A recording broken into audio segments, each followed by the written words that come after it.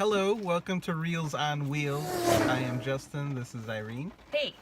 And today, it's wet, it's very raining. Wet outside, torrential. Yes, but that will not stop us from seeing Ocean's 8. The Sandra Bullock, Sandra? I say Sandra. Sandra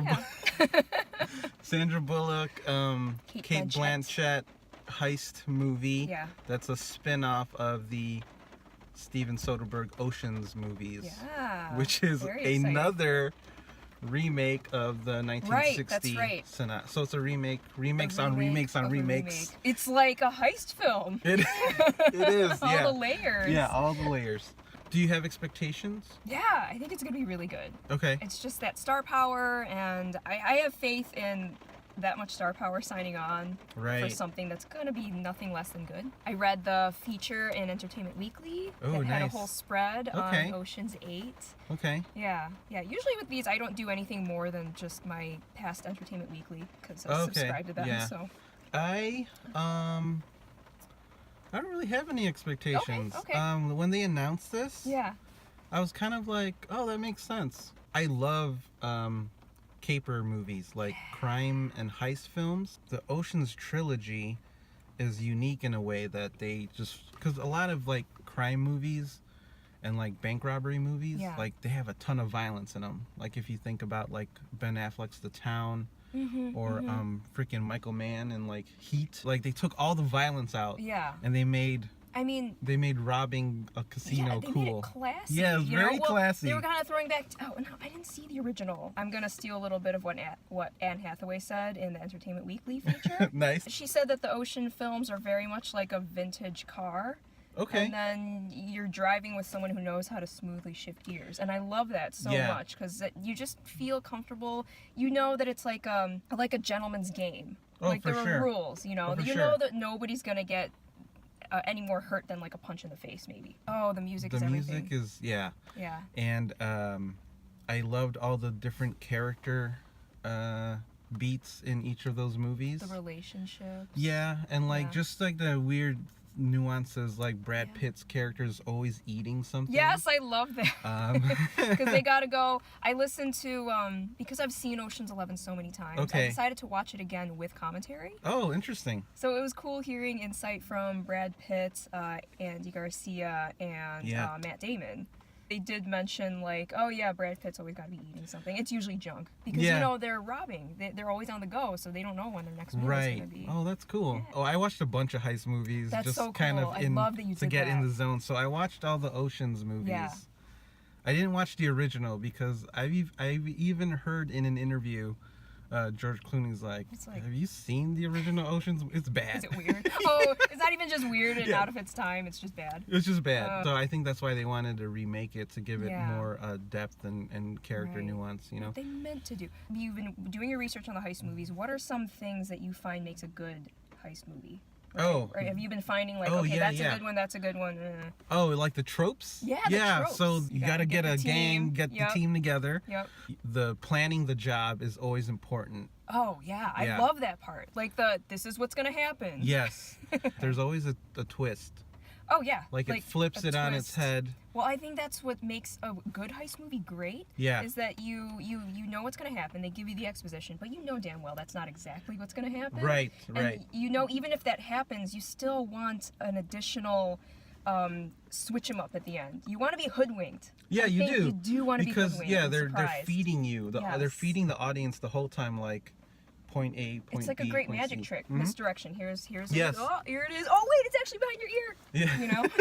Inside Man with Denzel Washington and Clive Owen. That's a good heist movie that has a crazy flip, a twist. I watched that. Okay. I also watched the Thomas Crown Affair. Oh, that's a good one. The remake. Oh, right. These are all remakes. Also a remake. Oh, that's funny. The Pierce Brosnan one, which does something different. I like when heist movies, you know, we're talking about the tropes. Yeah. The actual heist portion of the movie, Thomas Crown Affair flips it where he's putting back the thing he stole. You know, to prove his love to Rene Russo. That's right. Yeah. So I like that there's different kinds of heist movies, but essentially it's all the same thing of like getting a team together, Yeah. taking down the big score, and getting away with it. Big score. And then getting away with it, and also like a bonus, a twist. That extra layer, if you can add some kind of development, another rich B story, which is why I really love Ocean's 12.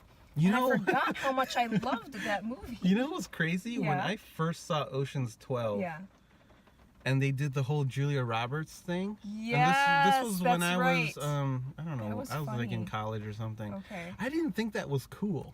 Okay. I was like, that's so like... So, a quick recap. They, like, in Ocean's 12, they acknowledge that Tess, George Clooney's wife, looks like Julia Roberts. Right, and then they do this whole weird Bruce Willis cameo where he's like... and I forgot that they were, like... They hung out. I don't know. Story with Brad Pitt and Catherine Zeta-Jones. And how Catherine Zeta-Jones' dad was a thief who had died. And then they threw in a plot of Vincent Cassel's like French thief. Oh yes, being Lamarck. like like the thief among thieves. And then who's the better thief? Who's the better thief? And then I think right there they established like the difference between him and Danny Ocean is that he has an ego, and that ultimately brings him down. It was also like a weird parody of heist movies in like, hey, like, you know, they're like, you can't make a really good sequel to a heist movie, and they kind of try to prove you wrong, but at the same time play with the tropes on top of itself. Yeah, like they knew, like, it was very meta. It was meta, because they knew, like, we know Ocean's 11 was so good, guys, and then they messed it all up with Ocean's 13. What the hell was that mess? Hooah! Al Pacino! It was too, like, fantastical, and too, like, really like, this has to go this well for this to, it was just too many parts that had to go well. Yeah. Like, way too many parts that and had to go well. They were trying to, like, hey, remember, like, how clever this was? We're gonna throw, like, 800 clever things at you. Overdo the fuck out of it. It was so bad. And then Matt Damon's development, like, that's when he was really huge already. And you can kind of see that coming through. Oh, in the yeah, film. they were totally trying to push him to be, like, the new leader. Right. And there was a moment where they make fun of that, where it's like, all right, let's think about the plan. And then Scott Conn was like, hey, who died? Yeah, who died and made you Danny? And he's like, oh, no, and that part was kind of funny. Was that in 12 or 13? See, I don't know. No, that was... Oh no, that was 12! Because they all got arrested. But they were taking that little moment and like and really like, just cranking it up way too much, I think. Yeah. Yeah. But I hope those things don't happen in Ocean's 8. No, so yeah, let's get back to Ocean's 8. I don't know all the characters, like, I know... Let's see. Mindy Kaling, yes. Awkwafina, I don't know who that is. Anne Hathaway. She's a rapper, comedian who got her fame on YouTube. She's not a water? What? Oh. I think Anne Hathaway is actually not part of the 8. She's like the mark. Yeah, but I all think these con maybe terms. She's in on it. Oh, do you? Maybe. You got some little... You're really plotting in your head? I think so. I was thinking about whether I wanted a Danny Ocean cameo. I kind of don't. Just to kind of...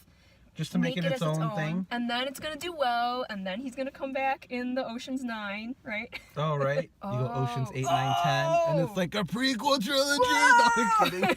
Like, the technology's newer, though. All the layers. Yeah. I wouldn't mind if it happened if it was brief, or like you'd have a photo of him or something. Okay, I'll take a photo.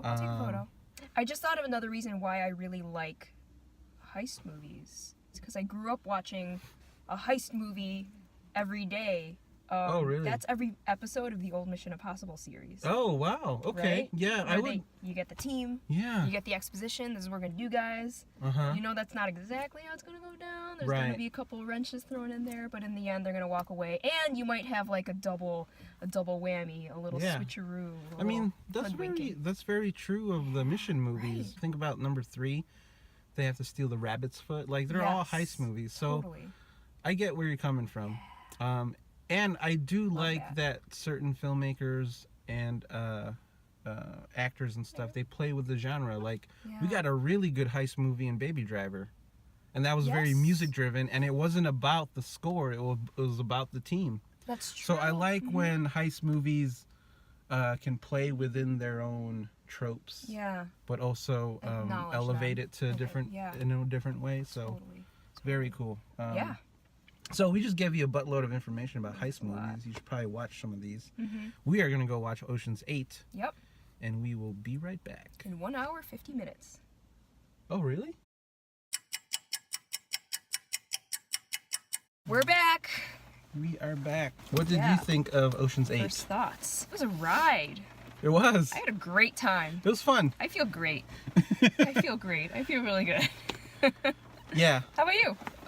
I liked it. They took some of the plot threads and sort of key moments of Ocean's 11 and dropped it. Like, they just changed the setting, changed the characters. Okay. Even when the movie starts out, Yeah, it's the movie very cool. starts like Ocean's 11, and then a lot of stuff sort of happens that's a little similar, which is cool. It's following the blueprint. Yeah. While still being very much its own. Like, it's because it's still an Ocean's movie, so it has to follow that. And it's got like the music and the music's very snazzy. and then like the cameras swipes and wipes. Oh yeah, and then the zooms, the far zooms, they got Mm-hmm. those in there. What did you like about it? What did I like about it? What's standing out for you? Aquafina. Aquafina, she's fun, right? Yeah, Aquafina. Yeah. We did get some cameos. We did. We got Elliot Gould, who plays is Ruben. That comes in a moment where, so in the beginning, how did you feel about this? I Some spoilers. Danny Ocean is dead. Apparently. Right off the bat. I'm not buying it though.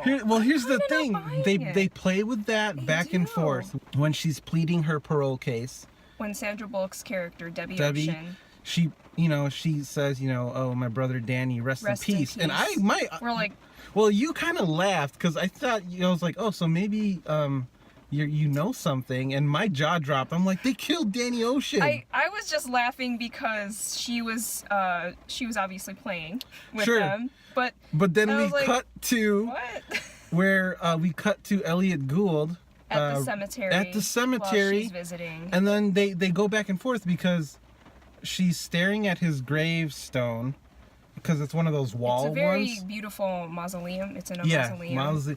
And it says, Danny Ocean, and he died 2018.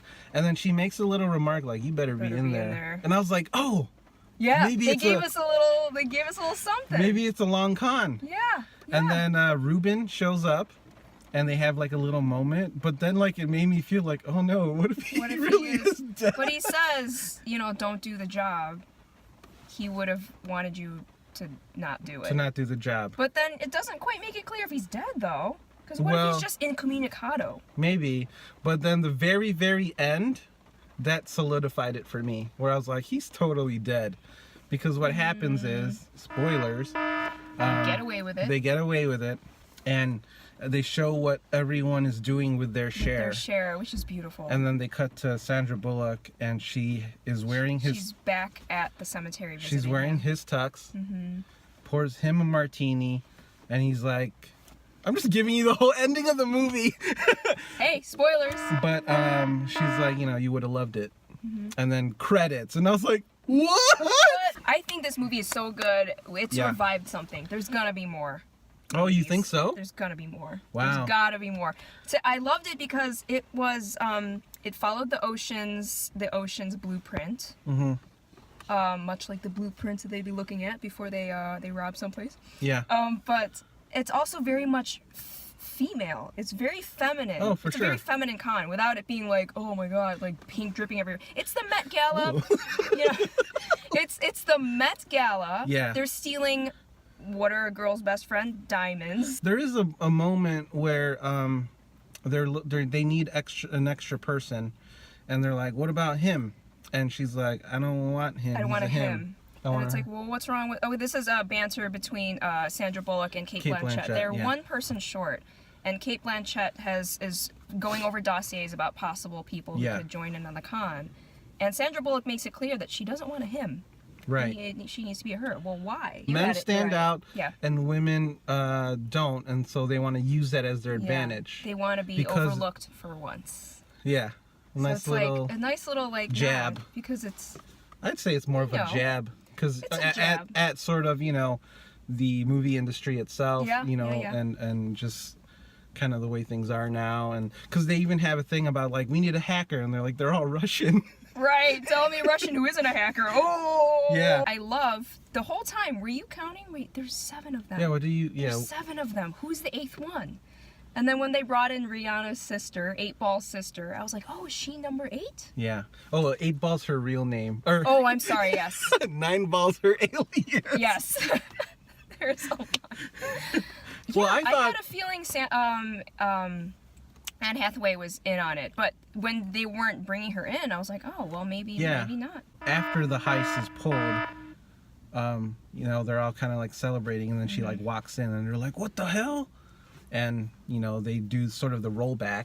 Yeah. And they're like, oh, we cut her in. So she is the 8th member. Which made me so happy, because you're supposed to hate her through the movie. I mean, she's supposed to be like portrayed as a terrible person, like an because she's an actress. And I love that they're winking at that she's the actress that people love to hate. Although I love Anne Hathaway. I don't get that. I don't. Oh, really? People hate her? Yeah, apparently. See, right? I don't. She's Catwoman. We love you, Anne. I think how everybody uses their personalities, like how we know them outside of movies. Mm-hmm. They each have their own personalities, and they bring that to the movie. Like Sandra Bullock is the witty every woman, right? And then Kate Blanchett is very like cool and mysterious. And Helena Bonham Carter is very eccentric. Yes. And Awkwafina is basically playing Awkwafina. I have no reference from her. Oh, okay, but okay. so That's basically her. Seeing her from the jump, having not being privy to what she does, that was refreshing. Good. Yeah. She was cool. I mean, I don't think Rihanna's a tech genius in real life. I don't know, but she played that role really well. Yeah, she was great. She was. Mindy Kaling was funny. Mm-hmm. They had the little switcheroo, right? Mm-hmm. The layer. Yeah, at the end for there, sure. Because they do it, but it's like, well, that's great, but where's like the extra? Yeah, con? you know, it was Where is weird. it? Like the heist happened, and we're like, oh shit, that was so easy. Yeah. There's but still then like 20 minutes left. But then enter James Corden. Oh my god, I wasn't sure if that's where the movie was gonna go off the rails. I was like, So he plays a insurance claims investor, investigator, and he's had run-ins with the Ocean's family before. Her brother and her father. dad twice. Yeah. The third part of the movie is him trying to figure it out, and then like the resolution. Yes, the extra layer. We get the extra con. So yes. At the end, the ladies are like, well, that was cool. So now what? Yeah. And then Anne Hathaway's character is the one who figures out, wait a minute. So our cut is supposed to be this much. Yeah. But you sold it for this much. So how are we supposed to get our millions? And man? then it's revealed that they stole all the jewels from the Met. Another cool thing they did. Yeah. It was surrounded by water. And there was no way to get surrounded by water and lasers. With lasers. Gotta have the lasers. And they had no way of getting the jewels. Right. Call in cameo number 2, and then you get Yen from the Ocean's trilogy. That was so cool. That was super cool. That. Yeah. Doing his acrobatics, man. He hasn't aged. He hasn't aged one bit. I was reading it from because I'm very aware, you know, this movie. Oh, all females. Yeah. And I love that we were able to incorporate someone from the Ocean's world. Mm-hmm. And yes, the female, Debbie Ocean came up with the plan. Right. Had females participate. Yeah. They pulled it off. Yeah. But they were able to make it, you know, better. Oh, for sure. By incorporating Yen. Yeah. Totally. So they still pulled off what they planned, but you know what? If we could all work together as men and women, we can all win, right? That's the bigger message that I took away from it. Oh, nice, yeah. I mean, the movie itself, the setup, the premise itself is already laden with like, oh, female empowerment, which is great, you know. Yeah, but they don't directly say it or like put the message on the screen. Yeah. It's very subtle. It is, because it's them just living their lives. You know, there's Sarah Paulson's character, who's fantastic. She's great. Yeah, she ends up mom. she ends up being the person that stole it for me. She's the mom character, but at the same time, she's still stealing shit. Like her garage is filled with every. Yes, all the stuff that she's jacked. It's like even Debbie's like, what is up with all this? But she's like a huge part of it. She's the fence. She's like yeah, the inside I like that lady at the Met. Mm-hmm. She works the Met Gala. I like that they bring in all these weird caper terms that the audience assumes like we're supposed to know, right? But we don't know. They just say them and it rolls off the tongue. Yeah. Do you notice that beyond Oceans that they have those like terms for certain types of plans or jobs? Yeah, for sure. Cool. There's a movie called Welcome to Collinswood, and it's like an idiot's version of Ocean's 11, but they use terms like it's a Bellini, it's his Bellini, just like weird terms like that. So I like that, you know, Sarah Paulson was the fence. As an Ocean's movie, I think it's probably the better sequel. Like, we didn't really need 12 and 13. They just proved that we could do it, but... Right. Oh, we didn't need 13 at all.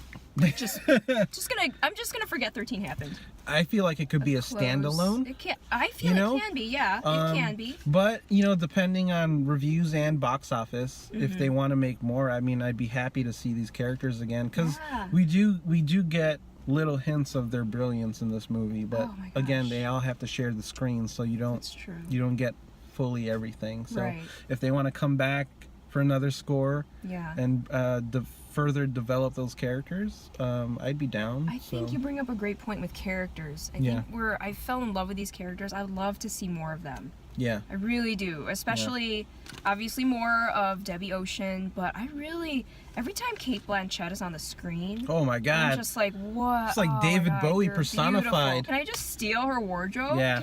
Oh God, just. It's a very glamorous film too, because of what they're stealing. Met Gala. I mean, it's like the most exclusive party. I mean, I always kind of look at the press after the Met Gala, like, whatever, it's so dumb. Yeah. But you know, you kind of want to go. It'd be kind of nice to go. Yeah, it's crazy. And they bring you in there. Anna Wintour's in there. So what do you give it? Oh, a huge Reels. Yeah, there you go. Yeah. Huh? I also give it a Reels. I think it's a nice distraction from all the crazy big summer blockbuster movies that are coming out. I think it was smart of them to release this in the summer. Super smart. On 6/8. Ocean's 8 on 6/8. Yeah. For Reels on Wheels, I'm Justin. And Irene. Bye. Bye.